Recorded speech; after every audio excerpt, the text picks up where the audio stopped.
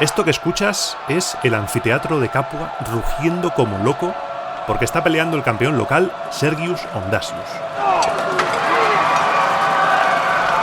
Construido en tiempos del divino Augusto, es una auténtica joyita. He aprovechado mi viaje por la Campania, durante el cual te he estado contando la Tercera Guerra Samnita, y he pensado, oye, pues quizás buena idea introducir la serie dedicada al ocio público romano desde aquí, abriendo algunos melones, como la cabeza del oponente está abriendo Sergius Ondasius, para quitarnos de encima grandes mitos y leyendas. Hoy, en Roma Eterna, hablaremos de algunas cosas que siempre hemos creído saber sobre los gladiadores y que resulta que no eran verdad. Así que coge un tupper, pero un tupper vacío porque acabo de escuchar al de los snacks y le voy a preguntar si le quedan pezones de loba.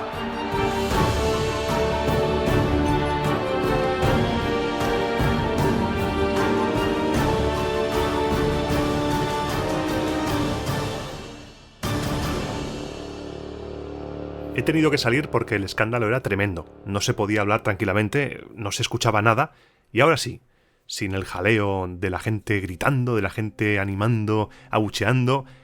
Es un placer estar para mí hoy aquí hablándote de uno de los temas más icónicos de la historia de Roma, de la cultura romana. Porque nosotros somos unos fricazos y cuando pensamos en Roma pensamos en carreteras, en acueductos, intrigas en el Senado, pero no nos engañemos. Vamos a ser sinceros y la mayoría de la gente cuando piensa en Roma piensa en dos cosas: orgías desenfrenadas y gladiadores clavándose unos a otros espadas en la tráquea, tridentes por el pecho, mientras el público se vuelve loco gritando y señalando con el pulgar hacia arriba o hacia abajo. Esa es la imagen que durante años hemos recibido tras un chorreo constante de películas, novelas, series, te estoy mirando a ti, Spartacus, en las que el cebo era la violencia extrema, la sed de sangre. Se retrata un espectáculo cruel, morboso, con un público buscando descuartizamientos, cómodo sacando la lengua en Gladiator, pero la realidad gladiatoria puede que fuera algo diferente. No voy a negar la mortalidad de los combates, porque la había, ni la crueldad, porque a nuestros ojos sí que nos parece algo cruel y extremo, pero no la voy a juzgar, pero sí que debemos tener en cuenta que el ser humano ha disfrutado siempre de este tipo de espectáculos durante toda la historia. Hoy en día tenemos el cine gore, pues algo así, no es de verdad, la ficción ha sustituido a la verdad, pero el espectáculo de la sangre aún atrae. Los romanos lo que hicieron fue darle un toque profesional, un toque de espectáculo de masas. Así que hoy, en este día tan especial, último del año, o primera noche del año si estás escuchando esto en la misma Nochevieja, o incluso un día normal, dependiendo de cuándo estés escuchando esto, hoy te voy a pedir una cosa. Te voy a pedir que borres de tu cabeza todo lo que creías saber sobre los gladiadores. Con la historia cronológica de Roma lo que te propongo es redescubrir la historia. Pues en esta serie que hoy empieza, te propongo redescubrir el ocio público, con una primera parada en los combates de gladiadores, y en este especial introductorio vamos a tocar algunos temas que creíamos ciertos, dábamos por sentados sobre el tema gladiatorio, y que en un inesperado giro de los acontecimientos resulta que no lo son o no lo son tanto. Y me voy a centrar principalmente en tres. El Ave Caesar Moditurit Salutant, del cual ya hice una introducción en el programa anterior, el tema de los deditos, pulgar arriba, pulgar abajo, y el tema también de la mortalidad de los combates de gladiadores. A medida que avance la serie sobre el ocio público, sí que hablaremos de todo lo que rodea lo gladiatorio, de su historia, de quiénes eran los luchadores, cómo se llegaba a ser gladiador. Hablaremos de gladiadoras, repasaremos epigrafía, mosaicos, fuentes escritas, objetos que han sobrevivido hasta nuestros días. Te iré presentando todo lo que he encontrado en mi investigación para que juntos tú y yo, mano a mano, hombro a hombro, conozcamos un poquito mejor uno de los aspectos más interesantes sin duda de la cultura romana. Los gladiadores, junto a las carreras, forman los grandes espectáculos de masas en la antigua Roma. En cierta medida, si lo piensas bien, nuestro ocio público en lo fundamental no ha cambiado nada. Cuando vas al estadio a ver a tu equipo de fútbol favorito y te pones a gritarle al árbitro, a celebrar los goles, a abuchear al equipo rival, estás mucho más cerca de los antiguos romanos de lo que crees. Y pongo el ejemplo del fútbol porque en este lado del mundo es el espectáculo de masas por excelencia. ¿Y qué es el fútbol? ¿Qué es el deporte de masas? Es un espectáculo en el que participan estrellas idolatradas por el público y en el que están implicados grandes empresarios con grandes intereses económicos, convirtiéndolo en un negocio lo más rentable posible. Y los combates de gladiadores eran lo mismo. Quédate con las palabras espectáculo y negocio, porque nos van a acompañar durante todo el programa y durante toda la serie del Ocio Público. Y para presentarte cada uno de los 3 temas que te tengo preparados hoy, quiero que te imagines que estamos en la arena, tú y yo. Vamos a ser testigos. De manera invisible, no nos van a ver. Vamos a ser testigos como espectros de un combate de gladiadores de principio a fin. Y aquí aparecen ya. Aparecen, por un lado, Sergius Ondasius, el campeón local, equipado como Murmilo, con su casco, su escudo rectangular, espada corta, lleva, si te fijas, protecciones en el brazo derecho y una greba, una espinillera en la pierna izquierda. Y aparece su rival, Ajax, equipado como un tracio, con su escudo pequeño, protecciones y espada corta. Lo primero que notas es que no van solos. Les acompañan 2 personas. Son los árbitros, el Summa Rudis, el árbitro principal, y el Secunda Rudis, su asistente. Tenemos muchas evidencias gráficas de la existencia de estos jueces y de su intervención activa en los combates. Las peleas de gladiadores no eran combates a lo loco, como hemos visto en el cine o en las series. Había reglas que respetar, reglas que se pactaban antes. Y el Summa Rudis, el árbitro principal, llevaba una vara con la que golpear al gladiador que se pasara de la raya.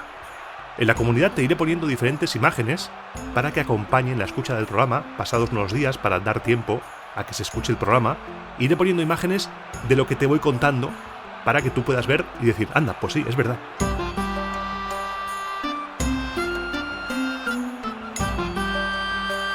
Con Sergius y Ajax en la arena llega el primer mito. Saludan al público, se preparan, miran a los árbitros, que a su vez miran al editor de los juegos, y ya está. Nadie se ha cuadrado ante el emperador con el brazo en alto y nadie ha dicho Ave Caesar morituri te salutant, porque esa frase no tiene ninguna relación con los combates de gladiadores. Ya te hablé de esto en el especial de Nochebuena, del saludo romano, te hablé de Carcopino, del libro en el que se narra ese momento, pero hoy vamos a profundizar un poquito más. Porque Carcopino no se inventó esa escena, obviamente. Esta escena ya estaba en el imaginario popular gracias al cuadro de 1859 llamado casualmente Ave Caesar morituri te salutant de Jerome, en el que casualmente también aparece un grupo de gladiadores saludando al emperador Vitelio, aunque no todos están con el brazo derecho en alto. Es lo mismo que pasó con el juramento de los Horacios y el saludo, y es lo mismo que con el otro cuadro de Jerome, el del asesinato de César. La pintura como fuente visual, de ahí, en este caso a obra escrita, mezclándola con una fuente clásica que si la buscas no tiene nada que ver, llega al cine, te planta la escena en la cabeza y ya está. Y la hemos cagado, porque no hay manera de quitarse esa escena de la cabeza. Y si vas a los autores clásicos, a las fuentes, el único autor en el que encontramos esa frase, tal cual, Ave César, los que van a morir te saludan, es Suetonio. Si vas al pasaje en el que se habla de esto, te encuentras 2 inventadas. No hay ni rastro del saludo, que era lo que nos interesaba en el programa de Nochebuena, y no hay gladiadores, que es lo que nos interesa en esta. Suetonio te encuadra esa frase en una naumaquia, que se celebró antes de emprender las obras del desagüe del lago Fucino. No hay gladiadores, no se cuadran ante el emperador en fila, nada. Tanto Dion Casio como Tácito se hacen eco también de esta naumaquia, y por ejemplo Tácito, en el libro 12 de sus anales, lo sitúa en el año 51 y nos da detalles muy curiosos. El lago Fucino está a unos 80 kilómetros al este de Roma. Allí se celebró esa naumaquia, ese combate naval, y nos dice que Claudio armó navíos de 3 y 4 filas de remos y hubo implicados 19.000 hombres. El recinto se rodeó con pontones, puentes improvisados entre 2 embarcaciones, para evitar huidas desordenadas, y sobre ellos, sobre estos pontones, estaban apostados destacamentos de las cohortes pretorianas. También se levantaron baluartes desde los que se podían utilizar catapultas y ballestas. Imagínate el despliegue. Había hasta infantería de marina en otras naves. Nadie quiso perderse el show, fue un espectáculo increíble. Las riberas, colinas y cimas de las montañas de los alrededores estaban abarrotadas de gente, y presidiendo estaba el matrimonio imperial. Tiberio Claudio César Augusto Germánico. Claudio, hijo del noble Druso, vestido con un precioso manto de guerra, y su esposa, Agripina, hija del inmortal y eterno Germánico, y bisnieta de Marco Antonio, del que algún día habría que hablar en profundidad, vestida con una clámide, una capa corta, bordada en oro. Tácito da detalles incluso del combate. Nos dice que fue, palabras textuales, entre criminales, pero que lucharon con tanto coraje que se les perdonó la vida. Lo divertido del relato de Tácito, bueno, divertido para Claudio no, divertido desde un punto de vista externo, es que la obra fue un poco chapucilla y no era lo bastante profunda como para alcanzar el nivel más bajo del lago, con lo que no se desaguó a la primera. Tiempo después se continuaron las obras, se celebró un espectáculo, entonces sí, de gladiadores, tendiendo puentes para las peleas, pero ya hablaremos de esa obra llegado el momento porque hubo acusaciones de corrupción y de amoríos locos. En definitiva, no tenemos ninguna evidencia de que los gladiadores dijesen Ave César, los que van a morir te saludan en el anfiteatro. Ninguna. A día de hoy. Quizá en unos años aparezca algo, no me la voy a jugar, nunca digas nunca, pero a día de hoy es una leyenda que se ha ido perpetuando en cómics, cine, series, de todo. Nos la hemos creído, la hemos dado por cierta porque realmente es una escena que mola, es una escena potente. Quien ha fijado esto en nuestro imaginario no era tonto, porque sabía que esa escena quedaría. Los falsos mitos se enganchan como lapas y es muy difícil deshacernos de ellos. Y mientras hablamos, Sergius y Ajax se están pegando. Y están peleando bien. Un combate igualado, ambos mostrando al público todo su repertorio, la gente se lo está pasando en grande y llega el momento. Un golpe de Sergius derriba a Ajax que, exhausto, no puede seguir.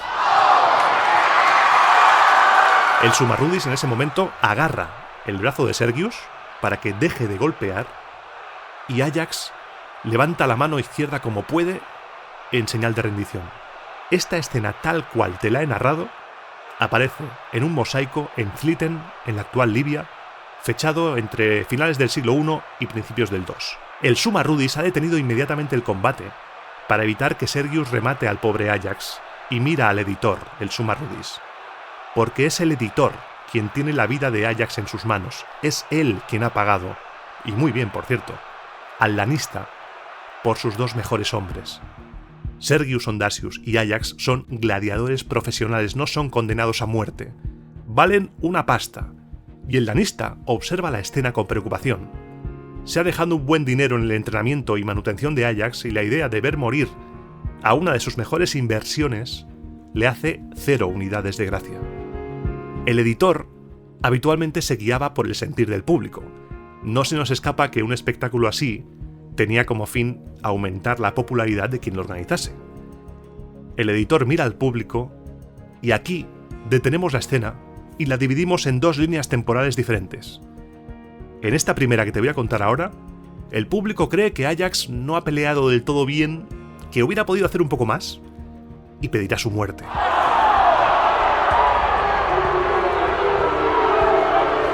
¿Cómo lo hará? El mito nos dice que si el público hace gestos señalando con el pulgar hacia abajo, es que pide la muerte. ¿Qué hay de cierto en eso? ¿Qué sabemos de esto? Si te soy sincero, desde el primer momento en el que me metí en este asunto del pulgar, me he sentido como si me introdujera en la guarida de los falsos mitos. No te imaginas el tremendo jaleo que es este tema. Pero lo vamos a abordar de la manera más sencilla posible. Como te he dicho al principio del programa, borra todo lo que hayas leído, todo lo que creas sobre el gesto del perdón o de la ejecución, como es este el caso. Es más fácil construir desde cero para evitar conflictos porque tanto con el tema del saludo romano como con este, estamos en terreno pantanoso en cuanto al método divulgativo y sin darme cuenta me he metido en un jardín bastante frondoso del que igual salgo magullado. No quieras saber la cantidad de webs, libros, papers e incluso alguna tesis que he consultado sobre este tema del pulgar, y hay cosas que, desde el cariño, desde la humildad de este espacio de confianza que tenemos tú y yo, te tengo que decir que yo no entiendo. Hay cosas que no entiendo.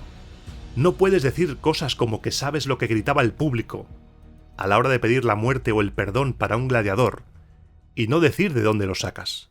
Y no puedes asegurar que algo es 100% como tú lo dices, omitiendo que es una hipótesis.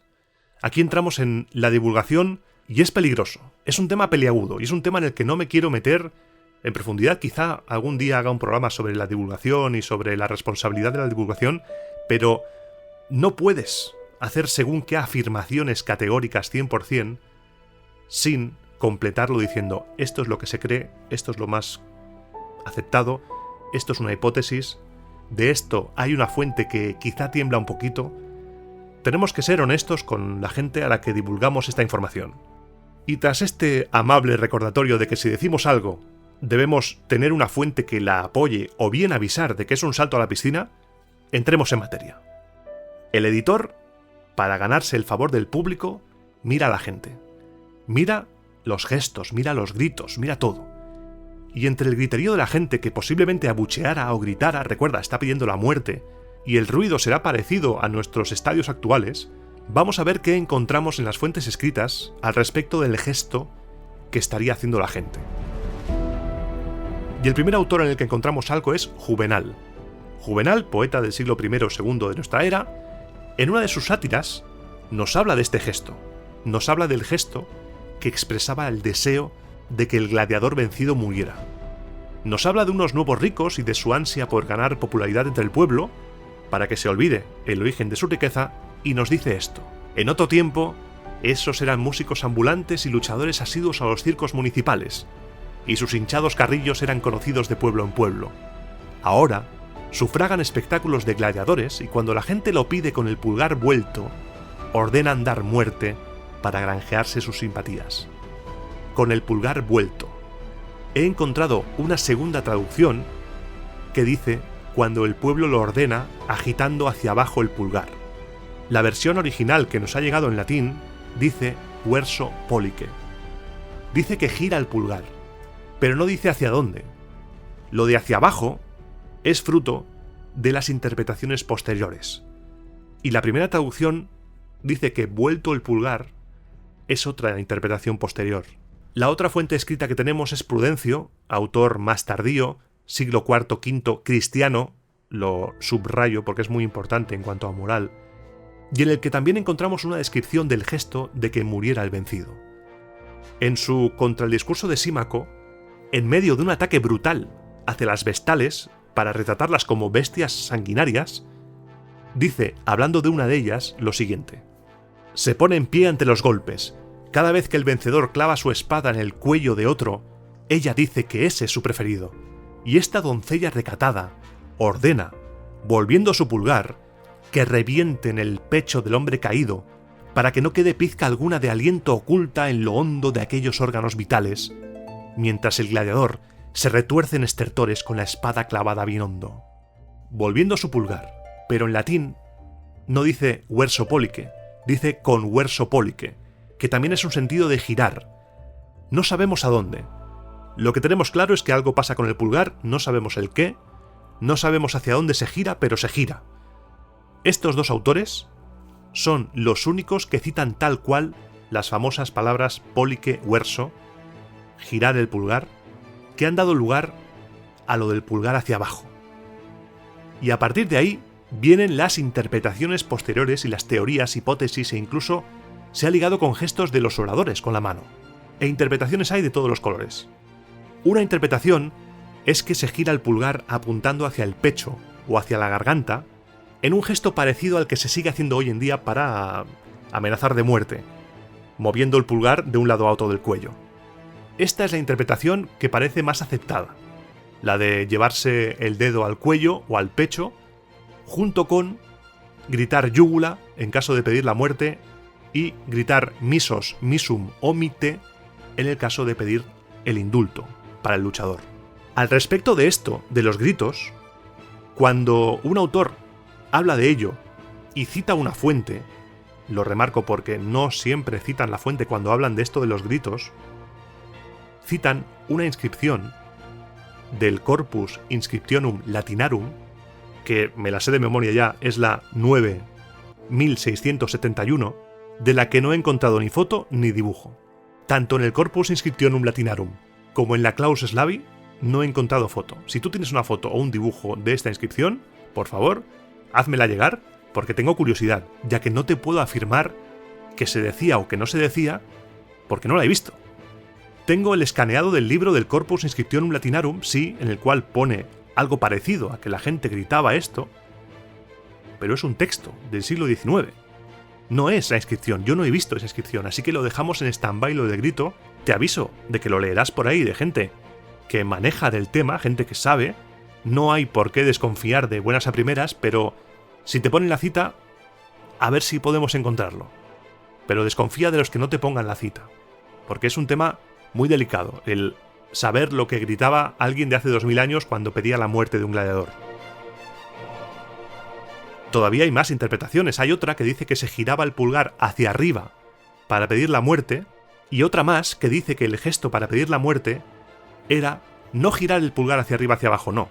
Era levantar el pulgar hacia arriba desde la posición de puño cerrado, se desmarca por completo del pollice verso y dice que ese gesto significa desenvainar la espada, sacar el pulgar y, para pedir la vida, meterlo dentro, envainando la espada.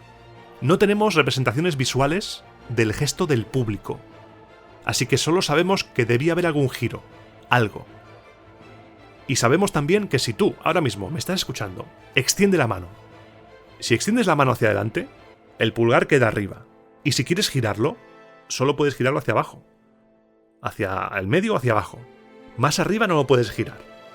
La teoría que dice que el dedo pulgar se llevaba a la garganta tiene sentido porque tenemos representaciones gráficas de cómo Sergius le daría muerte a Ajax. Por ejemplo, en el bajorrelieve de la tumba de Scaurus de Pompeya, vemos a un gladiador vencido arrodillado y el vencedor con la espada en el cuello del derrotado esperando el veredicto. La ejecución en este caso clavándole la espada en la garganta sería yugula, que significa garganta.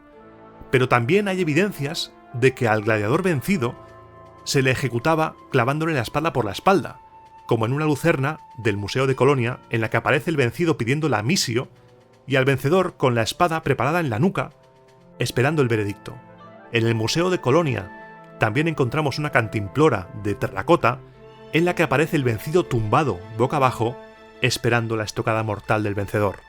Hay otras representaciones y otras teorías sobre el tema de la muerte, como por ejemplo en un bajorrelieve procedente de Roma, que se encuentra actualmente en la Gliptoteca de Múnich, de finales del siglo I, y en el que entre los músicos que acompañan el combate, porque había músicos en el combate, se cuela una mano izquierda que apunta al gladiador vencido.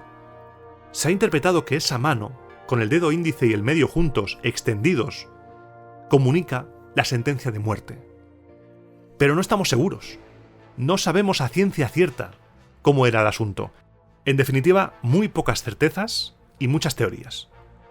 Y si no estamos seguros cómo ha quedado el pulgar hacia abajo, indudablemente ligado al tema de la muerte. Ahí es donde entra la invención moderna y una obra de arte. El cuadro de Gérôme, otra vez Gérôme, con un cuadro con un título que ha generado este mito. Si antes con el Aue Caesar Moriturite Salutant fijó el tema del saludo y los gladiadores, con pollice verso, utilizando las mismas palabras que Juvenal, fija el pulgar hacia abajo como la petición de muerte. En este cuadro aparece un gladiador esperando instrucciones sobre si matar o no a su rival y el público le está haciendo señas con el pulgar hacia abajo. Este es el origen de todo. A partir de este cuadro, y siguiendo la idea de que todo lo que va hacia abajo es mal y todo lo que va hacia arriba es bien, se entendió como que en ese cuadro, que no deja de ser una captura de pantalla, un momento, no sabemos lo que pasó después, ese cuadro se ha entendido como que el público está pidiendo matarile para el rival, que está el pobre pidiendo clemencia con el cuello pisado por el vencedor. Luego llega Ridley Scott, te lo planta en Gladiator y nos hemos ido a la verga, porque ya, como con lo del Ave Caesar, no hay manera de quitárnoslo. Vas a ver explicaciones de esto en internet, muchísimas. Vas a ver webs que te dirán, ¿sabías que realmente se hacía así o asao? Pero fuentes, en muchas ocasiones, fuentes not found, fuente Lacibeles, te van a decir. Y cuando citen una fuente es muy posible que citen a un autor, a otro investigador, cuya opinión se considera la más acertada. Porque como te dije hace, 50 programas de Roma Eterna, La historia antigua se suele construir a base de consensos entre los investigadores, porque no sabemos gran cosa de muchas cosas. Así que esos huecos se rellenan con teorías, hipótesis, más o menos locas, más o menos acertadas, sobre lo que pasó. E hipótesis y teorías que igual hace 100 años, 150 años estaban aceptadas, ahora igual no tanto. Y tras este cacao maravillado con el gesto de la muerte, Sergius y Ajax siguen ahí. Vamos a ir con el otro gesto. En este caso, en lugar de caer al suelo y Sergius ir a atacar, lo que ha sucedido es que Ajax ha caído al suelo, pero rápidamente ha alzado la mano derecha con el dedo índice subido en señal de rendición. Se lo ha mostrado al Summa Rudis, y el Summa Rudis ha parado el combate. En el mosaico de Sliten, que antes citaba, también aparece un gladiador con el escudo en el suelo, enseñándole el dedo al Summa Rudis, el dedo índice levantado. En el Museo de Aquilea hay una lucerna en la que aparece un gladiador arrodillado mostrando el dedo índice de la mano izquierda. Esto del dedo como rendición del gladiador está apoyado por las fuentes, concretamente Marcial, en sus epigramas, en uno de ellos, dedicado a los gladiadores Prisco y Vero, dice: la ley era combatir sin escudos hasta levantar el dedo. Pero también se podían rendir de otras maneras. En el Museo Arqueológico Nacional de Madrid, en el MAN, hay un mosaico que representa un combate en el que a Calendio no le va bien, se rinde, ¿y cómo lo hace? Presenta su daga, su arma al vencedor, mientras que los árbitros levantan las manos derechas indicando que el combate ha terminado y que dejen de pelear. Los árbitros miran al editor y el editor mira al público. ¿Cómo pediría al público la absolución, la vida, para ese gladiador derrotado? ¿Las fuentes dicen algo? Bueno, se ha querido ver en un pasaje de Marcial como que se agitaba un pañuelo o un extremo de la toga junto al Misos que te decía antes, pero no he encontrado ninguna fuente escrita que te diga exactamente cómo la gente pedía el perdón para el gladiador vencido. También se suele citar un pasaje de Plinio, del libro 28 de su Historia Natural, en el que dice: cuando mostramos nuestro favor, tenemos un proverbio que nos ordena apretar los pulgares. Pero está hablando del favor en general. Él dice premere policem, pero Plinio en esta frase no establece ninguna relación con los munera gladiatoria. Plinio habla en general, como por ejemplo Horacio, que nos dice: si tu amigo cree que simpatizas con sus aficiones, alabará tu diversión con ambos pulgares. En un gesto similar al que hacemos actualmente de hey tío, ok. Pero no está hablando del contexto de la arena. A pesar de no tener ningún texto que nos diga cómo el público pedía el perdón, pedía la misos para un gladiador caído, tenemos representaciones visuales de posibles gestos. Te he hablado antes de los mosaicos, y tenemos, por ejemplo, un medallón en terracota, datado de entre finales del siglo II y principios del siglo III, que está actualmente en Nimes, que es súper interesante. Lo subiré también a la comunidad, pero si quieres mirarlo en Google mientras te explico esto, busca medallón de Cabillargues. Verás una escena con dos gladiadores en primer plano, Eros y Xanthus, y dos árbitros. El árbitro que me interesa es el de la derecha, que aparece con el brazo extendido y el puño cerrado, con el pulgar apretado, con el premere, que decía Plinio. Se ve claramente como no está dentro del puño, está fuera del puño, y se ha relacionado este gesto con el perdón porque hay una inscripción en la parte superior que dice Stantes Misi, que se ha traducido como los que están en pie se salvan, un empate, los dos vivos. Por eso se ha interpretado como que ese gesto significa la vida. Es posible incluso que el gesto del público no tuviera tanto peso como la actitud. Porque a ver, si estás en el Coliseo, en el anfiteatro Flavio, con tropecientas mil personas, no ves nada, no ves el gesto de la gente.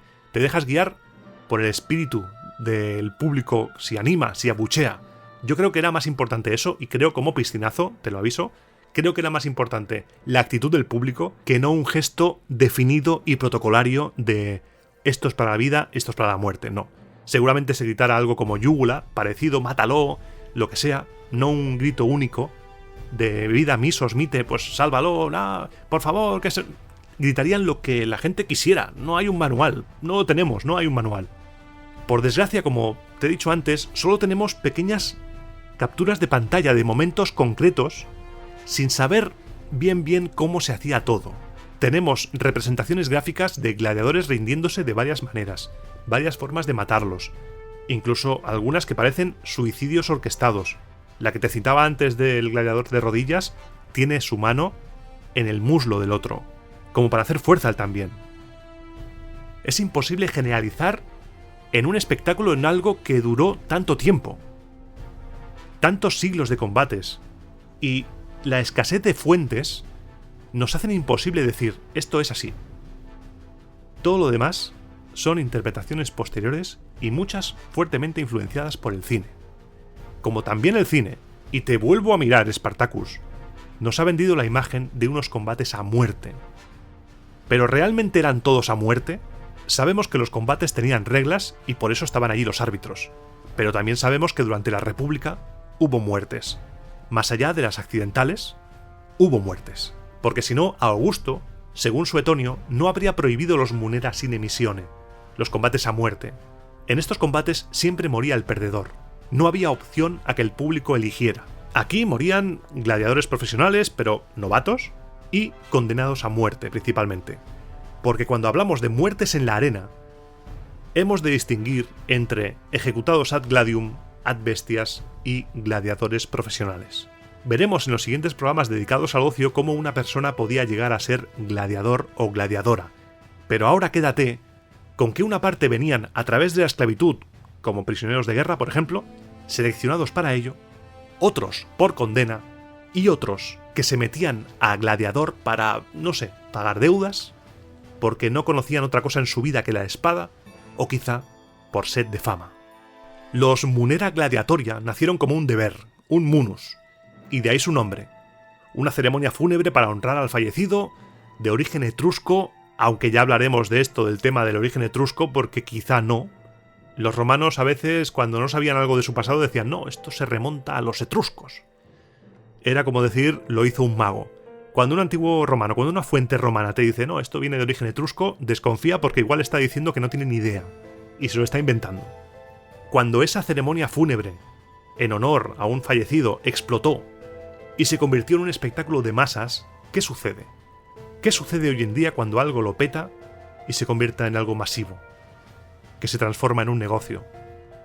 Tú imagínate a ese Léntulo Batiato, ese lanista de Capua, que tiene sus gladiadores en los que se ha gastado un dinero hermoso en alojamiento, comida, entrenamiento, cuidados, lo mejor de lo mejor. Porque Léntulo Batiato tiene una reputación. El Ludus de Capua tiene una reputación y solo tiene, o él cree que tiene, los mejores gladiadores. Tú imagínate que los lleva a unos juegos y se los matan. No, hombre, no. No, hombre, no. Batiato lo que quiere es recuperar la inversión y ganar pasta. Porque si no, ¿dónde está el negocio? Si el destino de todos los gladiadores fuera morir, no habría ludi, no habría escuelas de gladiadores, porque no sería un negocio rentable.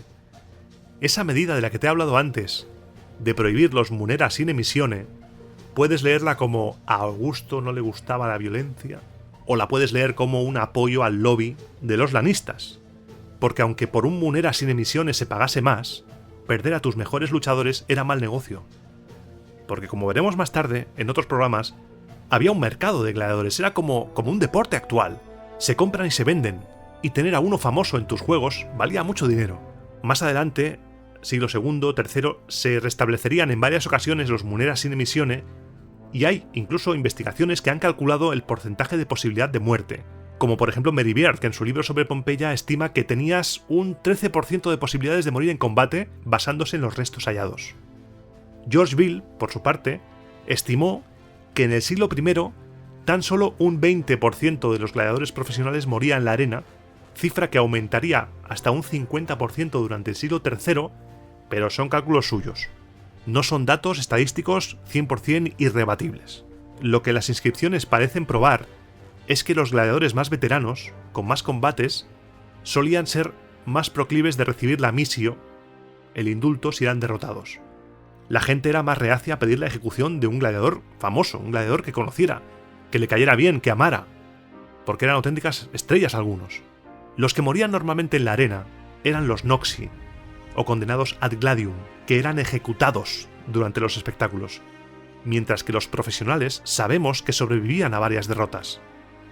Los investigadores han situado la edad media de fallecimiento en 27 años, aunque algunos incluso han llegado a 40.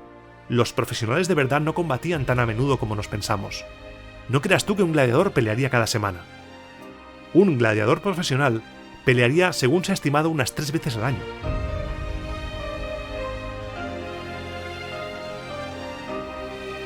Estos 2 programas especiales navideños tienen una misión. La misión de derribar imágenes que tanto el arte, el cine, como muchos autores han metido en la cabeza y que nos son muy difíciles de quitar. Y también que empecemos a ver los combates de gladiadores desde otro punto de vista. Para nuestros ojos del siglo XXI, los combates de gladiadores nos pueden parecer una brutalidad. Para nuestros ojos lo son. Pero la vida en la antigüedad era muy distinta a la nuestra. La violencia estaba muy presente. Y se tenía otra concepción de la vida y la muerte. No podemos decir, mira a los romanos qué morbosos y enfermos ahí, jaleando mientras 2 personas se dan espadazos. No podemos. Porque no podemos entender nunca cómo pensaba un romano de la antigüedad. Lo único que podemos hacer es intentar reflexionar en base a lo que tenemos sobre cómo podía ser un combate, qué intereses había en juego, e imaginar también cómo podía ser un anfiteatro Flavio, un coliseo, lleno de gente rugiendo, mientras 2 gladiadores se enfrentan el uno al otro.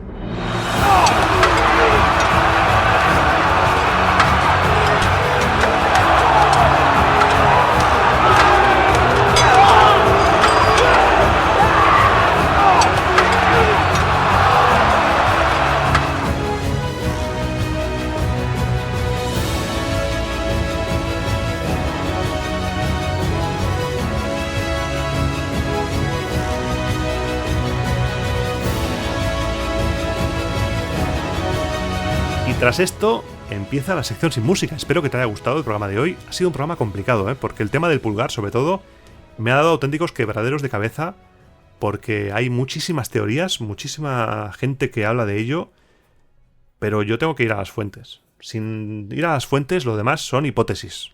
Y te lo tengo que decir con sinceridad. Y a veces no sale como uno quiere, porque ojalá poder desmentir y decir, no, es así. Pero no siempre podemos decir es así o es asá. Porque no hay donde agarrarse. Así que espero que te haya gustado, espero que no te haya traumatizado demasiado, pero lo que es y lo que no se sabe, y ya está. Y antes de empezar como tal esta sección sin música y contarte mi aventura en los Ondas, porque es una aventura, te quiero desear un feliz año 2023, que todo lo que quieras se cumpla, que los dioses te acompañen, y espero que este año te haya tratado bien, y si no lo ha hecho, que se arregle todo durante el 2023 y que por fin algo nos salga bien, que nos lo merecemos. Te lo mereces, te mereces que las cosas vayan bien y te mereces que los hados te sean propicios. Por mi parte ha sido un año complicado, ha sido un año duro, también este programa va a servir como balance. En este año 2022 mi vida como la conocía se ha ido al garete, porque como recordarás en marzo perdí mi empleo y desde entonces estoy peleando por intentar hacer de esto mi forma de vida. Y la verdad es que, aunque de momento no lo he conseguido, no me está faltando trabajo, no me está faltando cosas que hacer y estoy muy agradecido por tener esta oportunidad, porque si hubiera seguido compaginando con el trabajo, no hubiera podido hacer muchas cosas que he hecho y que me están yendo muy bien para el podcast y para mi carrera profesional como creador de contenido. Y poco a poco durante los próximos meses van a salir cositas, se van a comentar y se van a anunciar cositas muy interesantes que espero que te hagan feliz. Y estoy preparando cosas como, por ejemplo, ya lo dije alguna vez, el tema del Patreon, lo voy a estar preparando para dar el salto ya al tema de creación de contenido. Y espero que me apoyes, espero que me ayudes, porque el mundo del podcast, por desgracia actualmente, es un mundo en el cual no se puede vivir de ello. Es posible que seas muy fan de algunos podcasts, pero si no son gente profesional con una productora detrás, si tú escuchas un podcast independiente, como el mío, por ejemplo, que aunque el glamour, sí, los Ondas, te voy a contar los Ondas, pero esto es un podcast independiente que ahora mismo estoy grabando en pijama, estoy en mi casa, no hay nadie que me apoye, salvo tú. Tú eres quien hace que Roma Eterna siga existiendo, que a veces parece que es una frase hecha, ¿no? Una frase por quedar bien, pero es que es verdad. Tú eres quien haces que el podcast al que apoyes siga funcionando, porque nadie le apoya. Sí que poco a poco parece que las marcas están lanzando a apoyar a los creadores de contenido podcast, pero aún tenemos ese halo de amateurismo que hace que no, hombre, ¿no? Un podcast, ¿cómo vas a vivir de un podcast? Así que estamos a merced de que una radio nos dé una oportunidad, estamos a merced de que alguien diga, uy, mira, lo que haces está guay y te ofrezca proyectos editoriales o algo, pero del podcast, estoy seguro que escuchas más podcast que el mío. Creo que ninguno de los que escuches estará viviendo de ello, salvo que sea una producción. Por ejemplo, no sé, Corina y el Rey, que al final del programa los últimos 5 o 6 minutos son para decir toda la gente que participa. Es un podcast que está muy bien hecho, genial. Hay mucha gente, esa gente es profesional, vive de ello. Pero el podcast amateur no. Y tenemos que luchar, y estamos luchando, y tenemos que unirnos como gremio podcastero para estar unidos y no pelearnos entre nosotros. Porque al fin y al cabo, la unión hace la fuerza. Como estoy contando en todos los programas de guerras, que por cierto se agradece parar un poco las guerras, porque yo te entiendo, si te ha cansado un poco el tema de guerra samnita, guerra, aburre un poco a veces. Y también apetece hablar de otros temas, como por ejemplo más culturales, el tema de los gladiadores, el tema de tal. Y vamos allá con el tema de hoy, ¿no? Vamos allá, venga, el tema de los Ondas. Porque, claro, como amigo y como parte del equipo del Descampado, estuve con Sergio, que ganó el premio Ondas a la mejor idea radiofónica por la ficción sonora Mirando al Espacio, que si no lo has escuchado es una pasada. Lo que hace este tío o sea, no tiene sentido. O sea, no tiene puto sentido lo que hace Sergio. Lo que hace Sergio con el sonido no lo he escuchado nunca. Es mi mentor, mi padre, pero no soy objetivo, lo sé que no soy objetivo, pero escúchalo. Si no lo has escuchado, por favor, comedia en el espacio, un conquense que se va al espacio, vas a flipar. Lo tienes, creo que está en cualquier plataforma, incluso en Spotify creo que está. Escúchalo, te lo recomiendo. Voy a beber un poco de agua. Y el día 14 de diciembre, miércoles, se hizo la entrega del premio Ondas, se hizo la gala de los Ondas en Barcelona, en el Teatre del Liceu.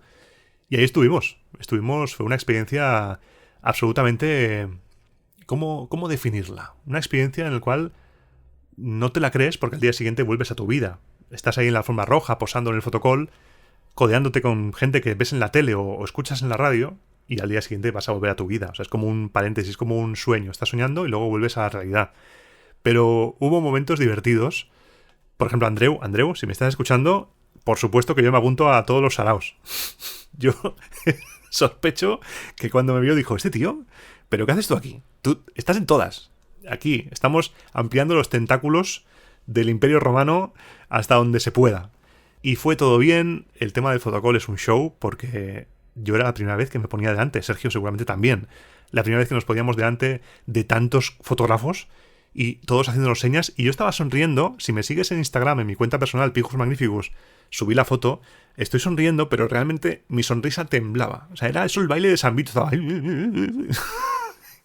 Menos mal que no se grabó nada, solo fotos. Pero los nervios, porque impresiona. No sé si había 7 o 8 fotógrafos haciéndote señas. Mira aquí, mira aquí, mira aquí. Y yo, joder. Lo divertido de la gala fue después la comida. La cena, porque después había como una especie de cóctel típico que van los camareros y camareras con bandejas con comida. Y estábamos Sergio y yo, que nos juntamos con compañeros de Radio Euskadi, que por cierto, si me están escuchando, un fuerte abrazo, un saludo, cracks. Y vimos cómo la gente, de repente, estaba comiendo hamburguesas. Y dijimos, ¿cómo? ¿De dónde han salido hamburguesas? Pero hamburguesas que tenían una pinta, no eran de McDonald's, no. Tenían una pinta de ser hamburguesas guays. Y estuvimos, Sergio y yo, buscando, con la compañera de Radio Euskadi, buscando a ver cómo coger una hamburguesa, porque estaba todo, literal, no te engaño, todo el mundo, todos estaban comiendo. Y hasta que vemos, al fondo, a una camarera con una bandeja con un montón de cajas de hamburguesas, y vamos para allá. Yo voy, cojo una caja de hamburguesa, me la quitan de la mano, como lo oyes, me la quitan, o sea, la tenía cogida y voló. Y yo volé de él, y voló. Y digo, vale, esto es la guerra. Cojo otra y veo una mano de una señora que me la coge, hacemos un tira y afloja. Señora, que tengo hambre. Y me dice, por favor, dámela, por favor, la necesito. Y yo me quedé en shock porque digo, ¿qué está pasando? ¿Qué está pasando?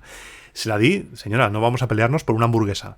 Se la di, pero fue una escena, parecía eso de Walking Dead. Luego le dije a la camarera, perdona porque temí por tu vida.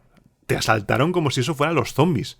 Fue un momento top de la gala, fue lo mejor, la cena. Bueno, o la no cena. Porque también hubo un momento que... Es que las cosas pijas, yo no estoy acostumbrado a estas cosas. Porque en las películas tipo Princesa por sorpresa, estas cosas están guays. Pero yo soy un tío de barrio que se va a pasear por el río ahí en chándal, ahí en un barrio trabajador obrero. Y estar ahí comiendo canapés finos, pues no. Y lo que pasó es lo que tenía que pasar. Cogí un mejillón que estaba sobre una especie de patata muy fina. Se me rompió la patata, se me cayó el mejillón, le di por accidente a la camarera, casi se le cae la bandeja, los mejillones por el suelo. Bueno, sí, si estuviste en la gala de los Ondas y viste volar mejillones, fue culpa mía. Y Sergio decía, madre mía, no se te puede sacar de casa. Y luego nos llevaron, porque fuimos en autobús hasta el liceo, luego nos llevaron en autobús hasta Opium, Barcelona, discoteca ultra pija también de ahí. Y nada, estuvimos un rato porque tanto Sergio como yo no somos muy discotequeros. Y estuvimos básicamente hablando de la vida y hablando de cómo el tema podcastil, porque a pesar de los premios, a pesar del glamour, a pesar de la supuesta fama, no vivimos de esto. Así que necesitamos tu apoyo, porque tener un Ondas no te garantiza nada hoy en día, nada. Así que esto sirva como moraleja de que la vida es algo más allá de la fama, los likes, los retweets. La vida es estos momentos. Este momento de estar aquí contándotelo es la vida. Eso es la vida. Estar aquí guay, tú escuchándome, espero que pasando un rato divertido. O igual dices, este pesado me está contando su vida. En el anterior me contó algo del niño que se cayó, que se rompió los dientes, pero al final no. ¿Qué pasa? Pues lo que pasa es que me gusta compartir este rato contigo. Y Roma Eterna tiene esa doble vertiente, que es un podcast de historia que se enfada porque las fuentes, y de repente te duermes, te despiertas y te estoy contando mi vida. Eso es Roma Eterna. Porque en el fondo es la vida. Yo te cuento la vida de los romanos y luego te cuento la mía. Como programa de Nochevieja está bien, yo creo que en estos programas festivos podemos relajarnos un poco más en la sección sin música y hablar con más intimidad. Espero que lo estés pasando bien o lo vayas a pasar bien, no sé cuándo lo vas a escuchar. A mí me gustaría que me dejaras un comentario con qué es lo que vas a hacer para Nochevieja o qué es lo que has hecho o cómo has escuchado el programa. Me gustaría que me contaras qué estabas haciendo cuando escuchaste este programa de Roma Eterna, qué estabas haciendo cuando me escuchaste que tiré un montón de mejillones porque estoy acostumbrado a cosas normales y no cosas pijas. Y también te recuerdo, como en todos los programas, que si quieres escribirme un correo electrónico para cualquier cosa, mi buzón está abierto. romaeternapodcast@gmail.com. Ahí me puedes escribir, contarme lo que quieras. A veces tardo un poco en contestar porque este último mes y medio ha sido una locura. He aparecido en 9 o 10 podcasts. La gente me decía, basta ya, Iván. Deja de salir en podcast porque no me da tiempo a seguirte la pista. Ha sido una locura porque encadené COVID, después encadené el directo en el Salón del Manga, los Ondas, grabaciones de programas. Fue un último tramo de año, ha sido espectacular. Una locura. Vamos a descansar un poco. Si quieres escribirme, escríbeme. Yo igual tardo, pero te contestaré porque me gusta contestar, porque es de bien nacido ser agradecido y si tú me dices algo, yo te voy a contestar. También me puedes encontrar en redes sociales, en las cuales hago el cabra, aunque en el programa de podcasters de iVoox te cuente mis estrategias de Twitter. Mi estrategia en Twitter es básicamente hacer lo que quieras, sin meterte en follones. Respeta a los demás, haz algo que te haga feliz y ríete, porque la vida es muy corta. Básicamente, memes, risas y compartir gatitos y lo que te guste. No te metas en follones. Porque como dijo Francino en la gala de los Ondas, no hay que perder el tiempo en gilipolleces. Y esto en las redes es muy importante. Comparte las cosas que te hagan feliz. No compartas cosas que te hagan echar bilis. Porque a veces ves un tuit con algo que estás en contra y te dan ganas de contestar a esa persona desconocida diciéndole, me cago en tus muertos porque no es así. No, ya está. Si no le conoces. No le conoces de nada. No tiene ningún impacto en tu vida. Que no te enfade. Que no te enfade una persona que ni conoces. Que te enfade quien afecta en tu vida. Que te enfade quien te está jodiendo la vida. Eso sí, enfádate con esas personas. No te enfades con quien no conoces y no afecta en nada a tu vida. Y con este mensaje ya totalmente profundo, para acabar, te deseo una feliz noche. Si es que estás escuchando esto antes de Nochevieja o durante la Nochevieja. Te deseo un feliz año 2023. Y el próximo programa de Roma Eterna, el primero del año 2023, va a ser el día 14. Vamos a dejar un tiempo de 2 semanas, vamos a reiniciar el ciclo de 2 semanas y empezamos con el ocio público con el tema gladiatorio. Vamos a hablar de cómo uno se convertía en gladiador, un poco la historia de los combates, de dónde viene, porque en el podcast, en la trama, ahora te estoy hablando de memoria, igual me cuelo, te lo digo así tal cual, sin problemas, estamos en confianza. Creo que el primer combate de gladiadores que está registrado es del año 260 y algo, antes de Cristo, y estamos en la trama en el año 290. No estamos muy lejos del primer combate de gladiadores, aunque 30 años, tanto tú como yo sabemos que 30 años en Roma Eterna pueden ser 85 programas, perfectamente, sí. Sí. Pero no estamos muy lejos a nivel cronológico, y 30 años en historia es muy poco tiempo. Así que, como siempre digo, te espero dentro de 15 días, pasa de lista, en el próximo programa de Roma a Eterna.